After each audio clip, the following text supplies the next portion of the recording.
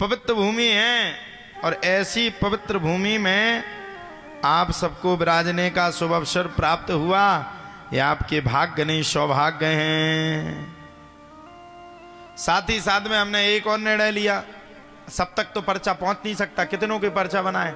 सब बैठे महाराज जी हमारा भविष्य खोल लो, सब कहते हमारा भविष्य खोल लो।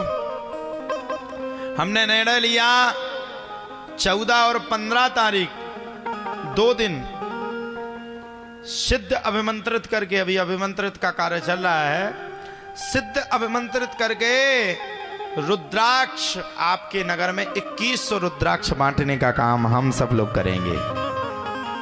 और वो रुद्राक्ष जिसके पास होगा उसके जीवन में कभी परेशानी नहीं होगी, ऐसी मेरी मानना है, ऐसी मेरी पेड़ा, ऐसी मेरी वाक्पटुता है। फिर बालाजी की इच्छा। देखो भैया, कर्म के आधार पर व्यक्ति के जीवन का निर्णय होता है, इसलिए आपका कर्म क्या है वो डिपेंड करता है। अब कर्म अच्छे ना किए हो तो भगवान कैसे पूर्ति करें। एक हमारे पास चेला आया, गुरुजी। हमने पूछा क्या है? गुरुजी हमारी अर्जी पूरी नहीं हुई। हमने पूछा भैया कौन सी अर्जी? गुरुजी आपके धाम पे गए थे, बालाजी ने हमारी नहीं सुनी। हमने कहा पूछा कितनी पेशी कर ली? बोले गुरुजी 31। हमने कहा कौन सी अर्जी थी? बोले हमने बालाजी से कहा था कि मात्र 11 करोड़ रुपया 31 पेशी में दे दो, तुम्हारा गुणगान हमेशा करेंगे। हमने कहा यार अगर ऐसे 11 करोड़ मिलत होते तो 31 का हमें तो हो गई कम से कम 200-300 पेशी। करम प्रधान विश्व कर राखा, जो जस करहि सो तस फल चाका।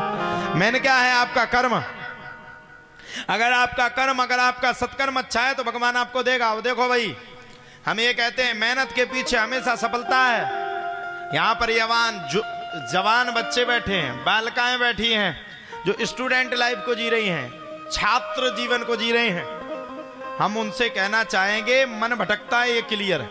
हम कथा में भी बैठेंगे तो भी मन भटकेगा। अभी जे माताएं बैठी आपस में देखो चर्चा कर रही हैं एक दूसरे को। दीपाली बहन जी तो मुख्य यजमान हो, लेकिन तुम पहले ही चर्चा करते।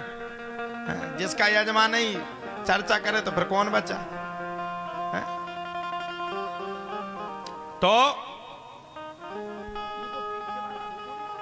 तो अब देखो मन है, किसी चीज में व्यक्ति का मन नहीं लगता, ये क्लियर बात।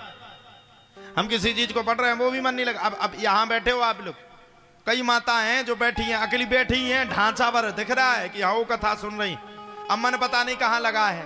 किसी का ससुराल में लगा, किसी का मायके पे लगा, किसी का बच्चों में लगा, किसी का घर परिवार में, तो मन भटकता है। और मन के घोड़े इतने तेज होते हैं कि 1 मिनट भी कहीं नहीं ठहरते। वो है मन के घोड़े। मन के हारे हार है, मन के जीत जीत, मन ही मिलाए राम से, मन ही करत फजीर। ये मनी राम के घोड़े हैं भैया, कहीं ज्यादा समय टिकते नहीं हैं। मन कहीं 1 मिनट से ज्यादा ठहरता नहीं है। इसलिए मन को क्या करना पड़ेगा? मन को केंद्रित करके लगाना पड़ेगा। और अगर आपने मन को लगा लिया, देखो किसी चीज में मन नहीं लगता। मन कौन सी चीज में लगता? जो ऊट पटांग हो।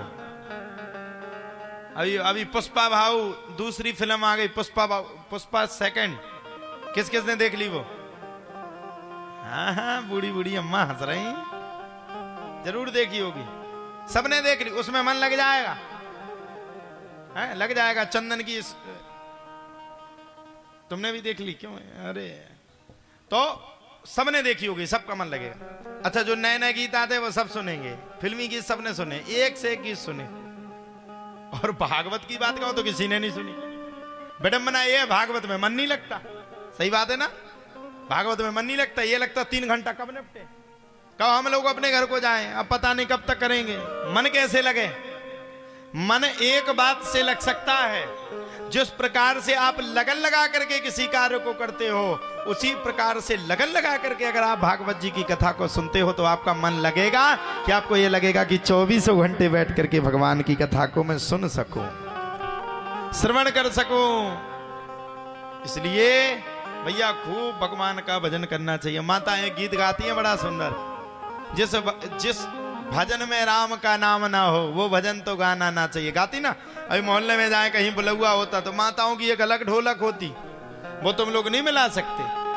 वो एक अलग ही सुर है, वो बड़ा टफ सुर है। एक चम्मच लेगी, एक चम्मच बजाएगी, दो ढोलक बजाएंगी, एक मजीरा बजाएंगी, वो मेजोरिटी अलग होगी। साउंड की तो जरूरत ही नहीं उनको, एक स्पेशल साउंड होता है। बोलो राम राजा सरकार की, बांके बिहारी लाल की।